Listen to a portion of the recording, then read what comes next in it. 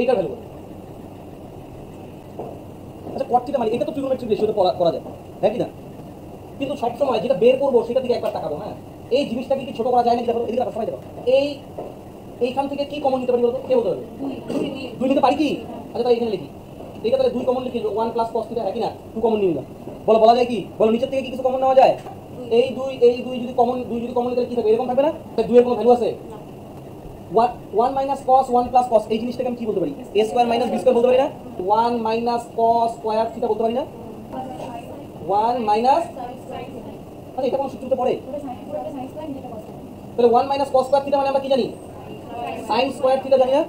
Same ভাবে এই জিনিসটাকে কি বলবো বলো তো? cos square theta. কেন মানে কি হলো? sin square by cos square theta. তাহলে এটা ইকুয়াল টু কি বলতে হবে? tan square. উত্তর কি? tan square theta. tan square theta যদি হয় তার মানে cot থিটার ভ্যালু 15/8 বলা আছে, তাহলে tan এর ভ্যালু কত?